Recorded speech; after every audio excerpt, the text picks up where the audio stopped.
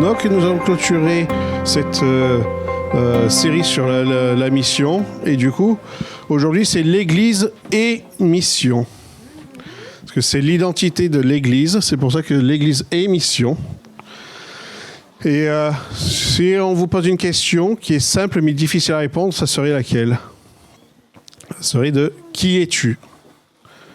Et souvent, quand on nous demande « Qui es-tu ?» on dit « Je suis conducteur de train, je suis plombier, je suis comptable, je suis pasteur. » Mais ça, ce n'est pas qui nous sommes. Ça, c'est ce que nous faisons. Et c'est important qu'on puisse répondre à cette question existentielle, parce que c'est là où on découvre c'est quoi notre but. Cela est vrai autant pour nous en tant qu'individus, mais c'est d'autant plus vrai pour nous en tant qu'Église. Qu'est-ce que l'Église et pourquoi nous sommes là ? Nous aimons avoir des missions. Ça motive. Des missions claires. Ça donne quelque chose à poursuivre, à accomplir. Est-ce que vous avez accompli quelque chose aujourd'hui ? Oui. Vous êtes venu jusqu'ici. Bravo. Bravo. Vous êtes arrivé à 10h du matin, bien comme il faut. Vous n'avez pas couru, vous n'avez pas fait d'accident sur la route. Bravo tout le monde. On est là. On est vivant, on est là pour Dieu. Dans Proverbe 29, au verset 18, il est dit « Lorsqu'il n'y a plus de vision d'avenir, un peuple vit dans le désordre. Heureux celui qui obéit à l'enseignement. » Lorsqu'il n'y a plus de vision d'avenir, un peuple vit dans le désordre. C'est ce qui se passe autour de nous. Les gens qui n'ont pas Dieu n'ont pas d'avenir, n'ont pas d'espoir, et ils vivent dans le désordre. Et c'est à nous d'être la lumière dans le monde, parce que nous sommes des enfants de Dieu. Nous avons été adoptés par Dieu, et c'est à nous de leur montrer le chemin, la vie et la vérité, comme Jésus nous l'a fait auparavant. La mission, c'est un aspect de l'identité. Même si la question de l'identité de l'Église est complexe et multiple, comme toutes les couches que nous pouvons avoir sur un oignon, pour ceux qui sont cuisiniers, ils savent. Hein, abuelo ? L'identité de l'Église est enracinée dans la nature même de Dieu. L'Église appartient à Jésus-Christ. Ce n'est pas l'église de Matrache, ce n'est pas l'église de Fiona, ce n'est pas mon église, c'est l'église de Jésus-Christ. On peut être les meilleurs prédicateurs, les meilleurs prophètes, les meilleurs évangélistes, enseignants, peu importe le titre, le ministère que nous avons, c'est l'église de Jésus. C'est lui qui fait toutes choses. C'est lui la tête et nous, la congrégation, le corps. Et nous portons du fruit uniquement par la grâce de Dieu. Merci Cathy, Esther, pour ton témoignage de tout à l'heure. Des fois, on sème, on ne voit pas, mais restez fidèles parce que le Seigneur, il est fidèle. Et les ouvriers récolteront tôt ou tard la moisson. Et c'est Dieu qui fait toutes choses. Et c'est Dieu lui-même qui détermine l'identité de son Église. Autrement dit, si nous voulons savoir ce qu'est l'Église, nous devons d'abord nous demander qui est Dieu. Qui est le Seigneur? Qui est l'Éternel? Qui est Yeshua, Yahweh, Emmanuel, Rapha, Elohim? Tous ces noms de Jésus et de Dieu. Et cette question est aussi complexe parce qu'il y a plusieurs couches aussi, comme sur l'oignon. Que Dieu dépasse toute compréhension humaine. Et Saint Augustin disait, si tu comprends, ce n'est pas Dieu. Parce que Dieu est au-delà de notre intelligence, au-delà de notre être. Mais dans son grand amour et dans sa grande grâce, il se laisse découvrir. Alors on n'aura pas toute la révélation de Dieu, mais nous en aurons une partie assez nécessaire pour avoir un impact dans le monde. Il faut accepter que nous sommes limités par notre intelligence et notre révélation, mais ce que nous avons, nous pouvons déjà le mettre à profit pour bâtir le royaume de Dieu ici sur terre. L'un des aspects fondamentaux de l'identité de Dieu, visible dans toute l'histoire biblique, c'est la mission. Dieu est missionnaire dans sa nature même. Le mot mission vient du latin missio, qui signifie envoi ou être mandaté. Cela signifie que Dieu est par nature un Dieu qui envoie. Le Père a envoyé son Fils, Jésus-Christ dans ce monde. Jésus, durant sa vie terrestre, a lui-même envoyé ses disciples. Puis, après son retour auprès du Père, le Père et le Fils ont envoyé le Saint-Esprit qui a rendu les disciples capables de vivre en tant qu'envoyés dans ce monde. Quand on parle de l'Église de Jésus-Christ, il y a de la vie et donc il y a du mouvement. Parce qu'une église qui stagne, une église qui attend que les gens de l'extérieur viennent à l'église, ce n'est pas une église vivante. Ce n'est pas une église en mouvement. On voit que le Père, il a envoyé son Fils a envoyé les disciples, le Fils est reparti au Père, et le Père et le Fils ont envoyé le Saint-Esprit. Il y a des échanges, il y a de la relation, il y a des missions à accomplir. Cette dynamique d'envoi est résumée dans l'expression Missio Dei, la mission de Dieu. On pourrait dire de manière imagée, pour Dieu, l'envoi est bien réel, mais ce ne sont pas des lettres ou des colis, ce sont des personnes qui l'envoient. C'est nous. Alors vous allez me dire, mais moi je suis né et grandi à Marseille, comme c'est le cas pour moi, je ne suis pas envoyé. Si, parce que j'ai répondu à l'appel de Dieu pour le salut de ma vie et amener le salut aux âmes qui ne connaissent pas le Seigneur. Il ne faut pas comprendre être missionnaire et faire partie de la mission de Dieu. Les missionnaires, c'est Fiona, c'est Jordan, c'est Matt, c'est Jenny. Ils ont quitté leur patrie, leur culture, leur nation. Ils ont traversé le globe pour venir. Ça, c'est les missionnaires. Mais nous sommes tous unis dans la mission de Dieu. Donc quand j'entends que c'est les staffs de l'Église qui doivent accomplir les choses, non. Le staff de l'Église est là pour encadrer, donner un ordre, parce que comme on a vu dans Proverbe 29, verset 18, s'il n'y a pas de vision, il n'y a pas d'ordre. Donc le staff est là pour donner un cadre, une vision, comme on va voir à l'AGO tout à l'heure. C'est quoi la vision pour cette année? C'est important qu'on est là en tant que staff pour donner des lignes de direction, mais tout le peuple doit être engagé spirituellement et volontairement pour accomplir la mission de Dieu. C'est un travail d'équipe. Nous sommes un corps et on a besoin de savoir qui veut servir où. La mission de Dieu a une église. C'est ça la mission de Dieu. C'est là où il y a l'église, il y a la mission de Dieu. C'est ce que nous sommes. Nous sommes la mission de Dieu.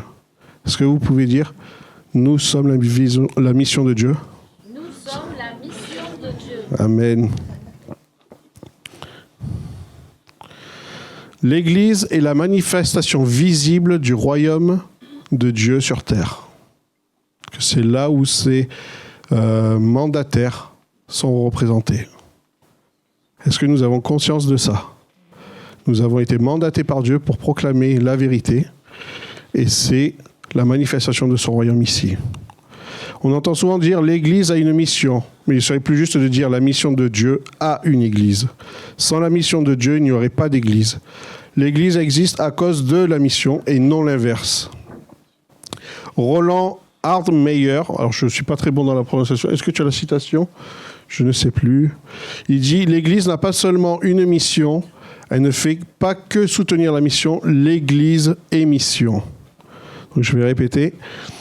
L'Église n'a pas seulement une mission, elle ne fait pas que soutenir la mission, l'Église est mission.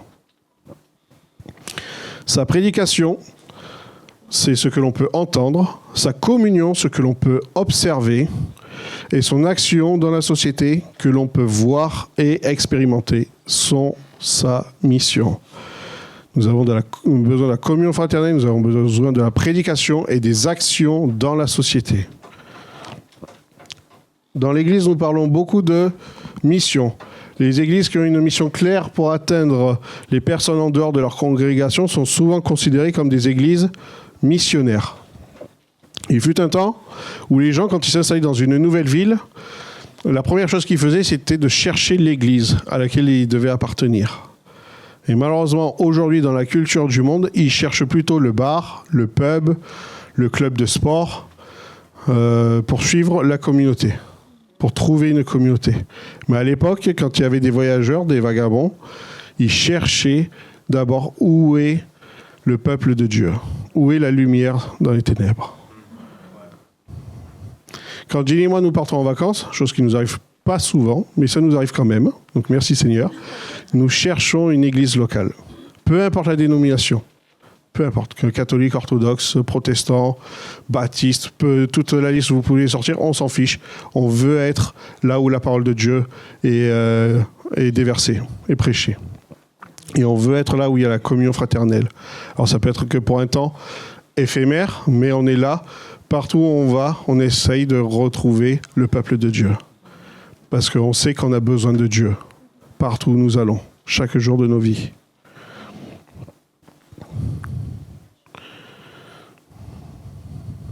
Nous sommes devenus moins missionnaires et sommes devenus plutôt des mainteneurs. On maintient le peuple de Dieu dans l'Église. On est confortable, on oublie qu'il y a une mission à accomplir. Celle de faire de toutes les nations des disciples. La dernière fois, au repas des hommes, un des hommes disait que son papa est né musulman, grandi musulman dans un pays musulman et il est décédé sans jamais avoir entendu parler de Jésus. Et il était frustré avec ça. Et il disait, pourquoi le Seigneur ne s'est pas révélé à mon père avant ça ? Et un autre frère a répondu sagement, c'est parce que le peuple de Dieu ne se lève pas pour la mission. C'est parce que le peuple de Dieu reste confortable et n'ose pas aller là où c'est hostile pour les chrétiens. Parce que le peuple de Dieu a peur de perdre sa propre vie. Mais la Bible dit, celui qui veut garder sa vie la perdra, mais celui qui la perd pour moi vivra. Donc vous voyez comme c'est important la communion fraternelle ? On ne savait pas du tout. Ce frère qui a posé cette question par rapport à son père, ça fait très longtemps qu'il est dans l'église et jamais il avait ouvert son cœur à ce niveau-là. Mais parce qu'il était là au milieu des frères, il a ouvert son cœur, il a exposé son besoin de parler. Et Dieu a utilisé un autre frère pour dire hey, c'est de notre faute à nous, personnellement, en tant que corps, parce qu'on n'est pas allé dans toutes les nations encore. Et c'est pour ça que Dieu n'est pas revenu encore. Que Dieu il a dit que je reviendrai quand tout le monde aura eu l'opportunité d'entendre qui je suis. Ça nous laisse un peu de marbre d'entendre ça. Mais il faut qu'on ait le feu dévorant de l'Esprit Saint qui se manifeste en nous et qu'on n'ait pas peur. Même si on est accablé par le monde, eh ben c'est pas grave, on y va. Parce qu'il est dit dans Jean 15, au verset 18 et 19, « Si le monde vous hait, sachez qu'il m'a haï avant vous. Si vous étiez du monde, le monde aimerait ce qui est à lui. Mais parce que vous n'êtes pas du monde, que je vous ai choisi du milieu du monde, à cause de cela, le monde vous hait. » Non. Non. Désolé. Après.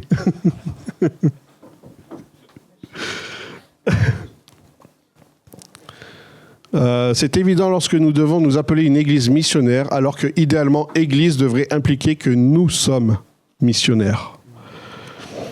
Attendre que les gens viennent à l'église n'est pas une mission. Nous avons besoin de se lever et aller. Être envoyé, être mandaté avec le Saint-Esprit, parce que c'est qu'avec le Saint-Esprit qu'on peut avoir un impact pour annoncer. Dieu n'a pas attendu que nous venions à lui. Au lieu de cela, Dieu s'est incarné et donc Jésus nous a rencontrés dans notre contexte.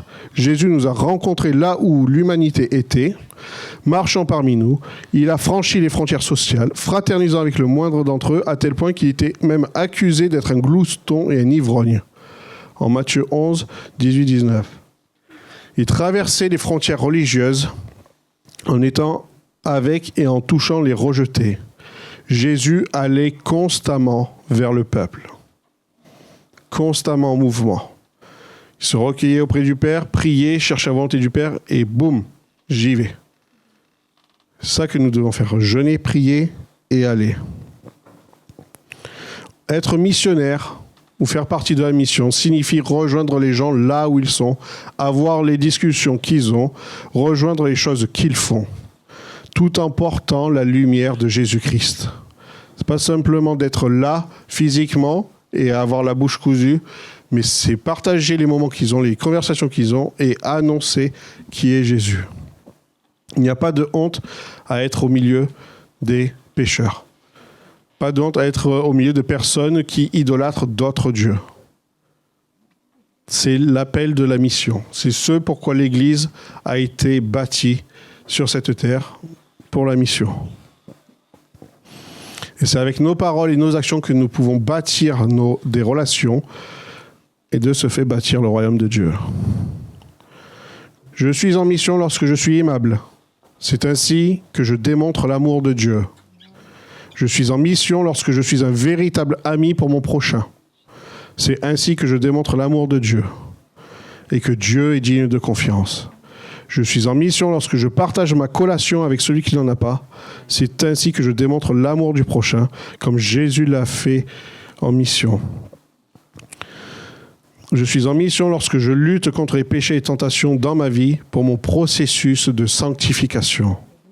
Processus. Il y a une élévation. Il y a un début, mais ce qui n'est pas une fin.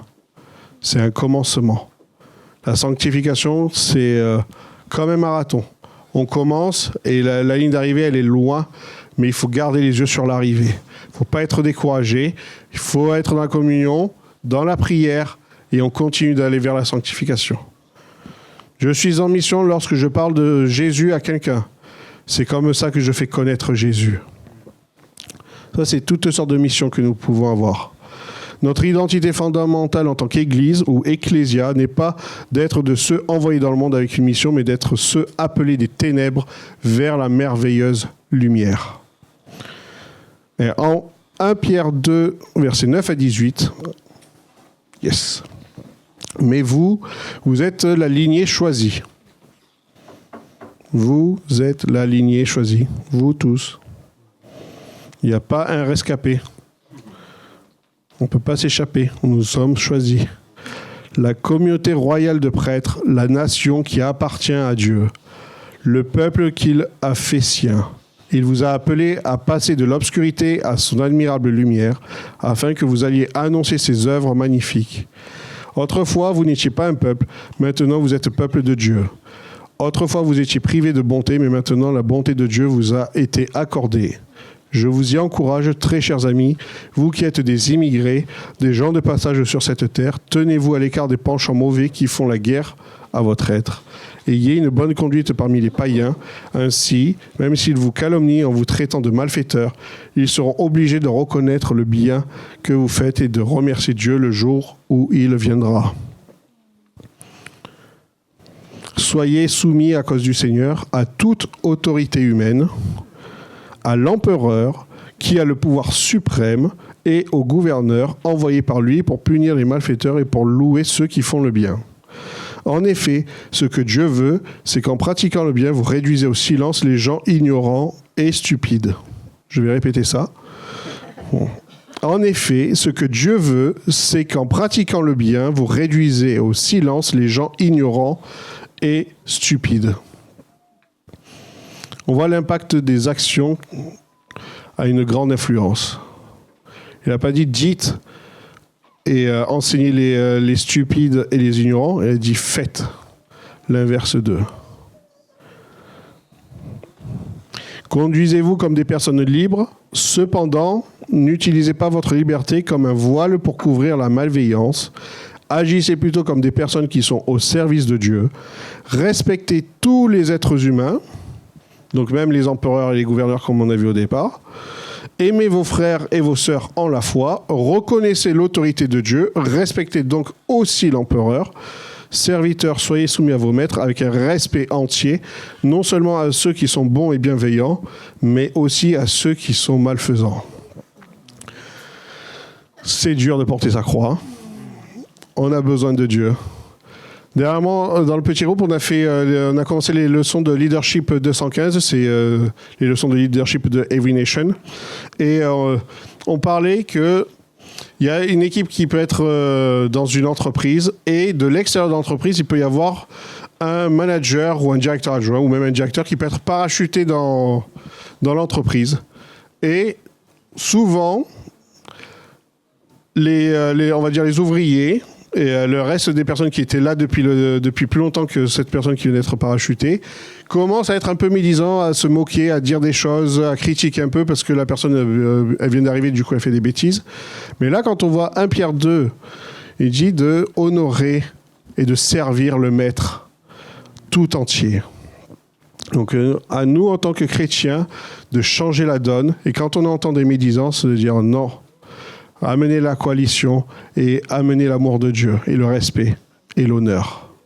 Parce que ça bénit le Seigneur et ça montre que l'on marche à l'inverse des ignorants et des stupides. Dur. Pour ça que nous avons besoin de l'Esprit Saint, pour ça que nous avons besoin de renouvellement des pensées. Et même si c'est dur, même si on va faire des fautes, se dire qu'aujourd'hui sera toujours un peu plus meilleur qu'hier. Et je vais faire le nécessaire parce que je marche vers Jésus et pas vers moi-même. Jésus dirige l'œuvre de l'Église en sa qualité de tête vivante de celle-ci. On voit ça dans Colossiens 1,18. Afin de souligner aussi à quel point l'Église dépend de son inspiration et de son leadership, Jésus se compare à un cep.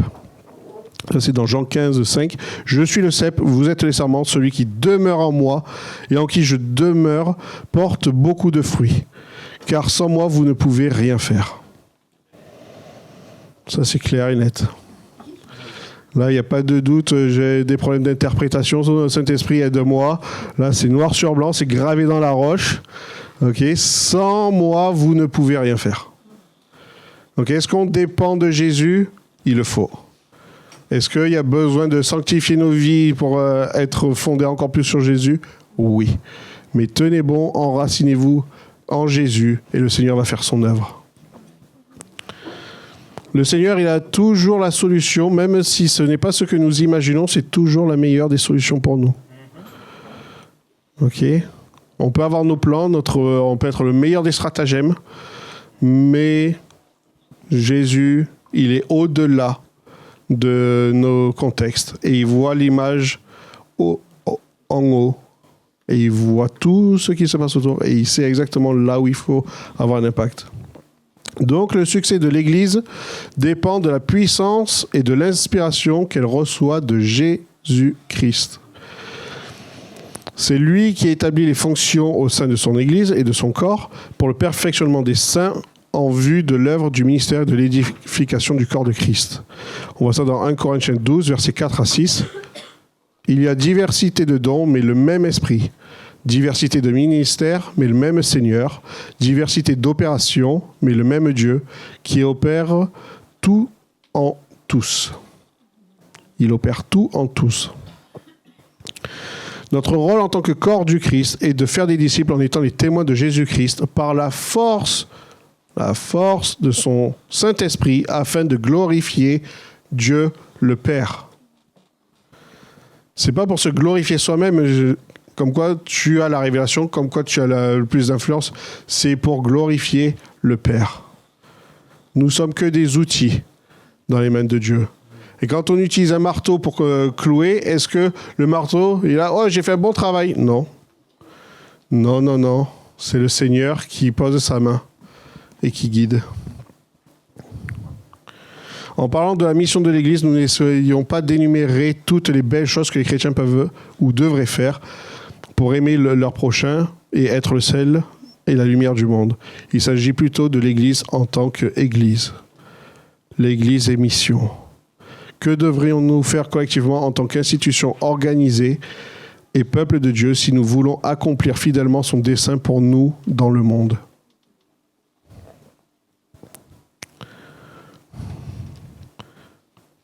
Tous les chrétiens, si nous obéissons au mandat missionnaire d'être envoyés, doivent être impliqués dans des missions. Mais tous ne sont pas missionnaires, bien qu'il soit vrai que nous devrions tous être prêts à défendre l'espérance qui est en nous. 1 Pierre 3. Honorer pleinement la doctrine avec nos bonnes œuvres. Ce que je dis, je le fais. Si ce que je dis ne correspond pas à ce que je fais, aïe, mauvais témoignage. Mais il est important d'honorer pleinement la doctrine avec nos bonnes œuvres. On voit ça dans Tite 2. Aussi de jouer notre rôle afin de connaître le nom de Christ. 1 Thessaloniciens 1 et 2 Thessaloniciens 3. Ça, je l'ai dit. Je suis partout. Je suis partout. Une citation de Christopher Wright, si je le prononce mal.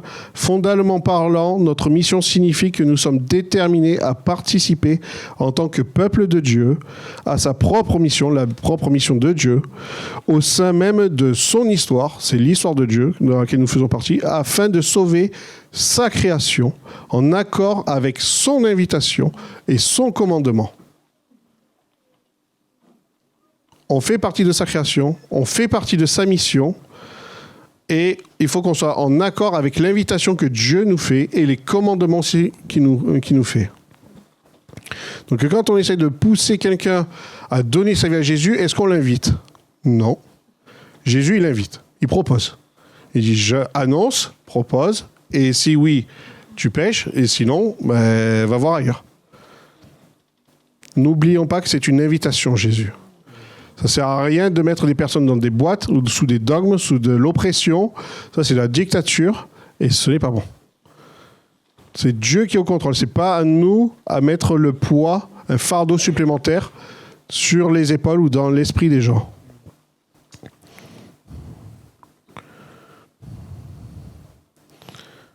Quelques chrétiens bien pensants se comportent comme si la conversion seule était importante. Ils donnent tout ce qu'ils peuvent en allant sur le terrain le plus rapidement possible, en parlant au plus de monde possible, et puis repartent tout aussi vite.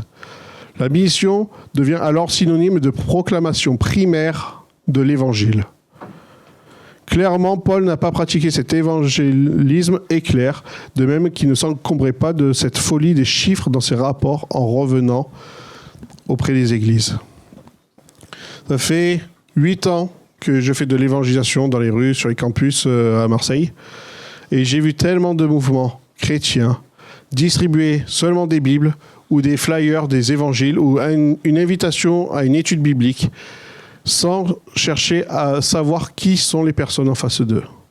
C'était des distributeurs ambulants. Alors, ils distribuaient des kilos et des kilos de marchandises. Mais à un certain point qu'à un moment, on était sur le campus de Lumini. Donc, campus de Lumini, il a un statut très particulier. C'est que c'est le seul campus de Marseille qui est grand ouvert. Les autres, il faut avoir un badge pour pouvoir rentrer. Donc, on a la chance de pouvoir aller là-bas. Je suis allé plusieurs fois avec Hérald, qui est ici présent. Merci Hérald pour ton soutien. Et une fois, il y a un groupe donc, qui distribuait ces tracts de chrétiens, sans savoir, juste bonjour, tiens, un distributeur automatique. Sauf que le campus de Lumini fait partie du parc national des Calanques. Et comme vous savez, à Marseille, il y a beaucoup de Mistral. Et une fois que les personnes, ils ont distribué tous leurs kilos de flyers, tout s'est envolé dans le parc national des Calanques. Et qu'est-ce qu'il y avait sur le flyer ? Donne ta vie à Jésus, Jésus-Christ revient, blablabla. Bla, bla, bla. Quel témoignage nous donnons sur le campus quand on fait une évangélisation éclair ? Très mauvais. Du coup, on s'est fait dégager du campus ce jour-là. La sécurité est venue, parce qu'ils ont entendu qu'on faisait moi, je faisais des enquêtes chrétiennes. Et tu parles de Jésus, donc c'est toi qui as distribué ça ? Non, c'est pas moi, mais je connais les gens qui ont fait ça. Ah, et tu sors. Donc attention aux témoignages et comment nous approchons le monde. Il faut bâtir une relation et prêcher l'évangile. C'est pas juste vite, j'ai le chronomètre. Il faut que je parle au plus de personnes possible pour que Jésus revienne le plus possible. Non, ça ne marche pas comme ça ici. Peut-être dans d'autres nations ça marche, mais pas ici. Et ici, il faut y aller doucement, tranquille. Le rythme de vie ici, c'est tranquille. Alors on y va tranquille. Ok, on va au rythme de la culture. Non, mais c'est important. Ça peut paraître drôle, mais c'est vrai. Moi, je suis Marseillais, mais tellement. En fait, je suis né et grandi ici, mais j'aime quand les choses vont vite. J'adore la vitesse, c'est mon kiff. Donc au début, quand j'ai évangélisé, j'étais un peu comme ça, Speedy Gonzales. Allez, on y va. Tac, tac, tac, tac, tac. Et puis les murs que je me suis pris, les noms que je me suis pris. Et puis Matt, il me dit, Raph, calme-toi. Assis-toi, bois un café, détends-toi, et après tu y retournes. Et ben, au départ, tête de mule que j'étais, non, vas-y, tape le mur. Comme la mouche qui essaie de sortir de la vitre. Vous savez, il y a la fenêtre qui est ouverte, mais juste à côté. Et ben, je ratais la cible à chaque fois. Et Matt, il était là, mais mon pauvre, mais qu'est-ce que tu perds ton temps et ton énergie? Jusqu'au moment où j'ai dit, ok, je vais écouter ce que Matt dit. Je vais ralentir la cadence. Et ben, c'était bien plus efficace. Et j'avais beaucoup plus plaisir à annoncer qui était Jésus. Parce que j'étais pas dans la performance. J'étais plus dans l'amour de Jésus.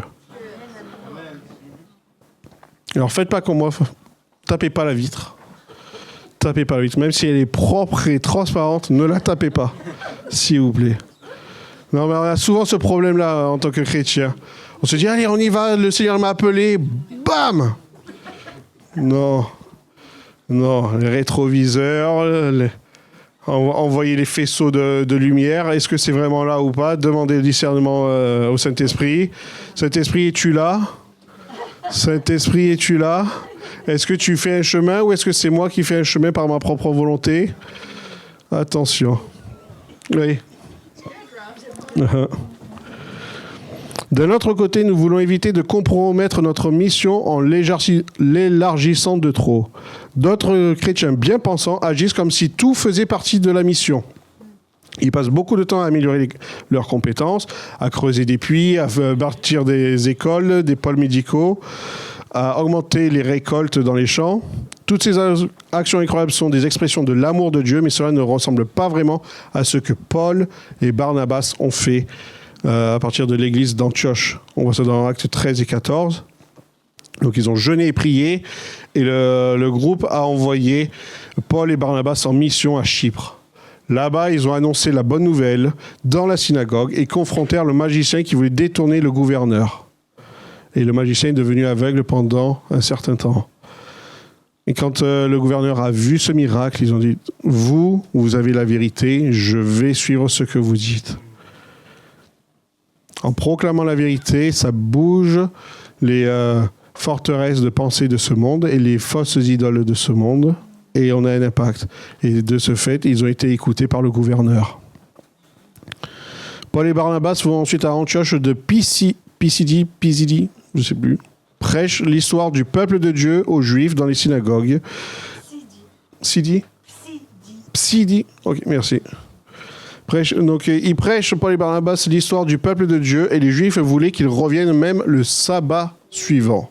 Vous voyez, quand on contextualise l'évangile, les personnes, ils ont faim et soif de connaître plus. Connaissez votre audience, et là, vous aurez un impact. Si vous rencontrez des Juifs, racontez l'histoire du peuple juif et pourquoi Jésus.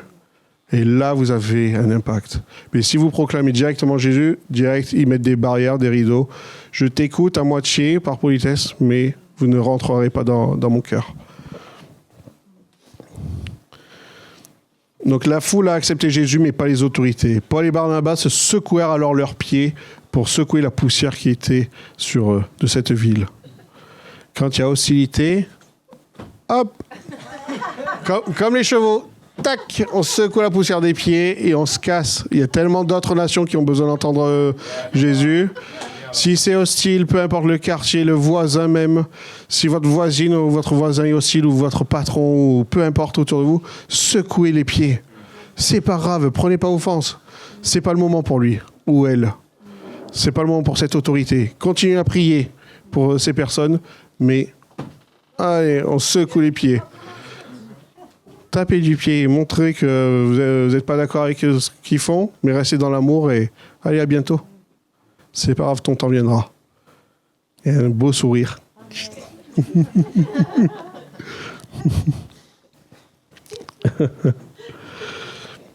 C'est bien d'avoir des actions sociales, mais il ne faut pas oublier qu'il faut annoncer Jésus. Si quelqu'un il a faim, bien sûr, on va l'aider à se nourrir. Mais après, on va lui prêcher Jésus. Si on ne fait que lui donner à manger naturellement, il ne sera jamais rassasié. Il n'aura jamais l'espoir pour une vie meilleure. Donc c'est bien d'aider son prochain, mais il faut aussi être la lumière, être le sel et la lumière de ce monde. Okay. C'est important d'avoir un impact. Et le plus grand impact que nous avons, c'est comme Paul et Barnabas, ils ont fait. Prêcher, prêcher, prêcher, prêcher. Témoigner, comme Cathy et Esther a fait. Témoigner, témoigner, témoigner. Nous avons tellement d'opportunités autour de nous pour témoigner. Soyons pas timides.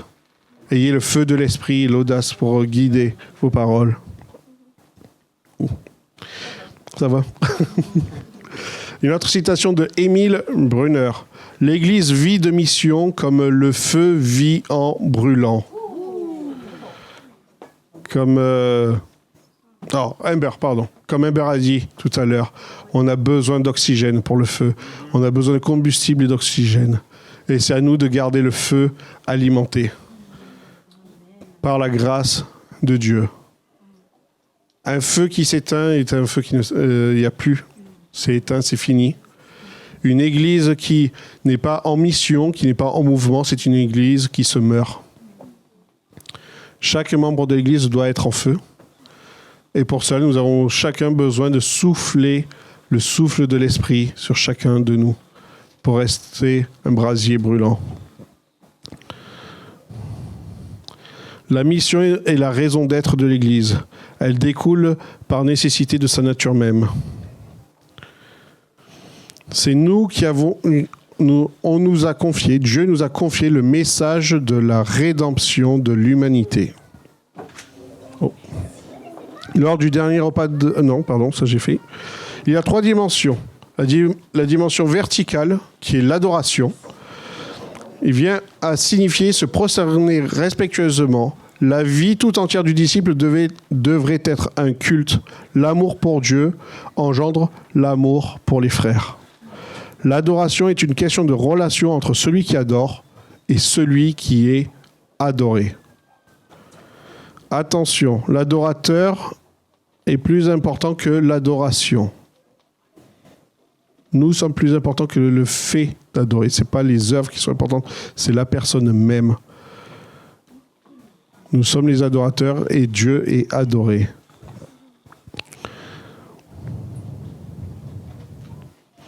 Savez-vous que la finalité du dessein éternel de Dieu est le rassemblement d'un peuple propre à lui et qu'il adorera pour l'éternité? Apocalypse 7, 9. Cette dimension est fondamentale à l'accomplissement de la deuxième dimension. Donc, la deuxième dimension, elle est horizontale. La dimension de la mission, c'est l'édification. Donc, après l'adoration, nous devons être édifiés.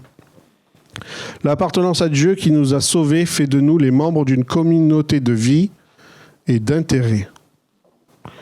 Nous sommes sauvés pour appartenir. Cette dimension de la vie chrétienne corporative est fondamentale. Elle est relative à l'édification du corps. Le peuple de Dieu doit être équipé pour qu'il puisse jouer son rôle d'édification. Les membres de l'Église doivent s'édifier les uns les autres. Il ne faut pas attendre pasteur, pasteur, édifie-moi, pasteur, pasteur, édifie-moi. Non, les uns les autres. Pour ça qu'il est important de se retrouver dans la semaine pour être édifié. C'est pour ça que nous faisons les petits groupes. Le culte du dimanche, c'est bien, mais si on veut suivre le schéma de Dieu, il faut se réunir aussi dans la semaine. Jésus vivait avec ses disciples. Alors c'est un peu compliqué aujourd'hui de vivre tous ensemble, mais on peut multiplier les communions fraternelles, les réunions. À nous de le mettre sur nos agendas. Parce que c'est bien d'adorer le Seigneur seul à la maison, c'est bien de l'adorer le dimanche, mais c'est bien aussi de le faire au travers de la semaine, pour s'édifier aussi, s'encourager, s'enseigner les uns les autres. Parce que je peux avoir une révélation, mais un frère ou une sœur peut en avoir une autre. Et c'est là où on apprend des uns des autres. Et on reste enseignable, on reste humble. Mardi dernier, j'ai parlé de la Pâque, et je pensais que c'était sur le calendrier juif la nouvelle année. Et heureusement que Cathy Esther était là. Elle m'a dit non, c'est au mois de septembre. Donc j'ai besoin de Cathy, des autres, pour augmenter ma connaissance et la révélation de Dieu. C'est pas parce que j'ai une position de leader que je sais tout, j'ai réponse à tout. Non, j'ai besoin des uns des autres. Et je suis reconnaissant pour ceux qui m'enseignent. Tout le monde a sa place pour édifier les uns les autres. Ne croyez pas que je suis pas assez, je ne connais pas assez. Non, c'est un mensonge de l'ennemi. Tu as des révélations que d'autres n'ont pas, alors va partager. Va enseigner le frère et la sœur. C'est une mission qui est confiée à chacun de nous. La construction communautaire est un élément important dans l'avancement du royaume de Dieu. Une église qui n'est pas édifiée ne saurait accomplir la dernière dimension qui consiste à apporter l'amour de Dieu à ceux qui périssent. Donc, la dernière dimension, c'est le discipulat. Cet aspect de la vie de l'église est noyé dans l'ignorance et la désobéissance. Très peu d'églises font du discipulat. Très peu d'églises apprennent au peuple d'obéir. Elle est devenue la grande omission pour la majorité des églises. C'est pour ça qu'il y a des pays qui n'ont pas Jésus, où la Bible est interdite, parce que nous avons raté la mission de Dieu.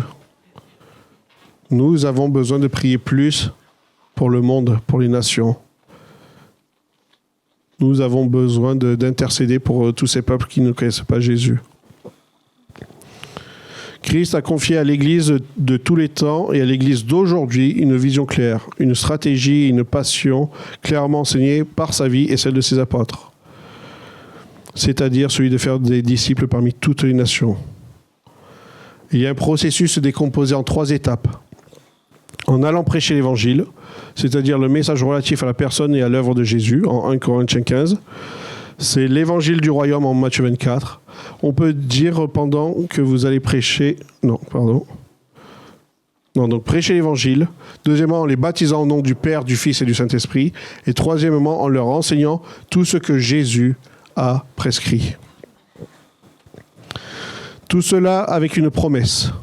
Voici, je serai toujours avec vous jusqu'à la fin du monde. Cette promesse est pour tous ceux qui obéissent à la grande commission du Dieu, Jésus-Christ. Frères et sœurs, dans le Seigneur, ne soyez plus des chrétiens nominaux. Vivez la foi à travers de ces 3 dimensions de la vie chrétienne. Négliger une parmi elles, c'est refuser la plénitude de la relation telle qu'elle a été conçue depuis l'éternité. Nous devons adorer, édifier et faire des disciples. Soyez obéissants. L'heure de se réveiller a sonné. Levez-vous et restez un peuple qui est conduit par la mission, par le Saint-Esprit. Et faites tout cela dans l'unification et non la discorde. Amen. Je vais vous demander de vous retrouver en petit groupe. Il y a quelques petites questions de discussion. Ça fait un moment que nous n'avons pas fait ça. J'espère que les questions sont claires. Qu'entraîne pour vous le fait de négliger l'une de ces dimensions, donc adoration, édification et discipulat? Première question. Comment l'Église doit-elle s'organiser pour rendre effectif le ministère d'édification? Quelles sont les étapes du processus de faire des disciples? Et que signifie pour vous d'adorer en vérité? À vos discussions.